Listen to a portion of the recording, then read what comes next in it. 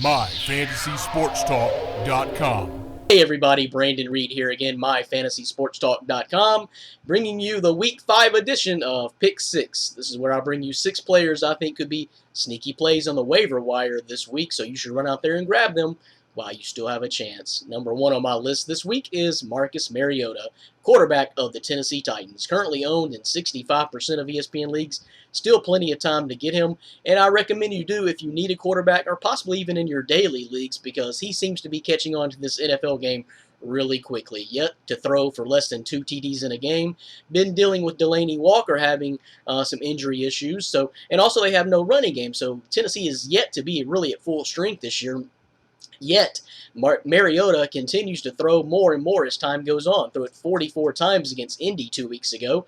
So he's a solid play. Could be a fantasy stud real soon playing the Bills this week, who do shut down the run, but not so much the pass. So Mariota could have a really good game this week. Again, if you need one in your deeper league, a quarterback in your deeper leagues, you could pick him up. And again, he might even be a good fantasy or daily fantasy play this week against Buffalo. Number 2 on the list this week is the running back of the San Diego Chargers, Danny Woodhead. He is currently owned in 82% of leagues, so not a whole lot of opportunity to go out there and get him. I like Woodhead because he could bust out double digits, and you really expect him to bust out double digits just about every week because he gets 10 to 12 touches a game, a little bit of run, a little bit of pass. Really is San Diego's best fantasy option, who is not named Phillip Rivers. He won't be shut out, that's for sure. Good chemistry with Rivers, and Melvin Gordon has really not been consistent enough to steal reps from Woodhead. And Pittsburgh, who they play this week, has been giving up receiving yards to backs this year, so that is a great opportunity for Woodhead. That's exactly what he does in a lot of ways for Woodhead to score and be productive, even on goal line situations. So Danny Woodhead could be a good play this week. Number 3 on the list is wide receiver of the Tennessee Titans, Kendall Wright. This has something to do with the chemistry and really Marcus Mariota picking up the NFL game fairly quickly because Wright will be Mariota's number 1 weapon behind Delaney Walker. But again, Walker's been battling some injuries, so Kendall Wright is that big play threat, that deep threat.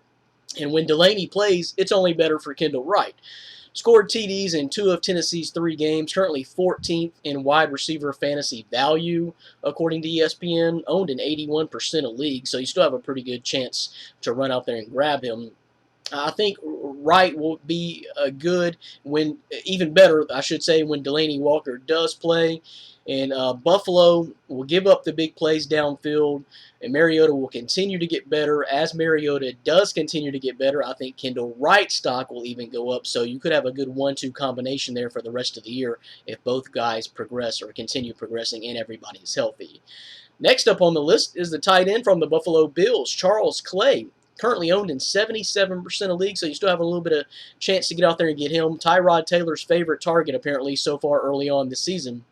His production is going up as Tyrod Taylor gets more comfortable with the NFL game. He already has 2 double-digit fantasy days, 4th in fantasy points among tight ends this year. He's becoming pretty much a sure thing, even more so than Jimmy Graham. I think Jimmy Graham doesn't quite fit into Seattle's system as he did in New Orleans, whereas you're seeing Charles Clay is fitting in with Buffalo quite well from Miami. So I really like Charles Clay week in and week out, playing Tennessee this week, who is pretty generous to opposing tight ends. For my flex play this week, I recommend Pierre Garcon, who has been a good play off and on for the last several years, but currently owned in 70% of leagues, still a lot of opportunity to go out there and get him. Here's the key of the week, I think, as far as Pierre Garcon goes. Volume, volume, volume. Pump up the volume. That's the key to Pierre Garcon this week. He's built quite a rapport with Kirk Cousins. His numbers will continue to get better once Deshaun Jackson returns. But for now, this week against Atlanta, no Deshaun Jackson, no Jordan Reid, playing a highly explosive Atlanta team that will most likely put Washington behind.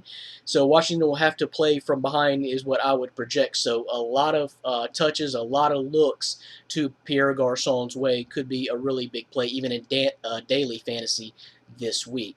Lastly is the defense of the Giants. One of my theories in fantasy is look for the team that appears to be in shambles and struggling the most. Well, I see that as being the San Francisco 49ers. So pick the opposing defense, and that's what I'm doing this week. Simple as that. Now, I do happen to believe San Fran will eventually shake out of this funk they've been in, but for now, they play the Giants D, who's been pretty solid all year, except from one bad game against Atlanta. And I think this theme will continue as far as San Francisco struggling this week against the Giants D. No way do I think the Giants D will let you down this week. They may not be an explosive play, but they'll be a solid play and won't let you down against San Francisco. So that's it. Week 5 edition of Pick 6. Run out there and grab those guys while you still have a chance. And lastly, if you need a kicker, just go get a kicker. This is Brandon Reid, myfantasysportstalk.com. Visit our website, visit our YouTube page, and like us on Facebook. myfantasysportstalk.com.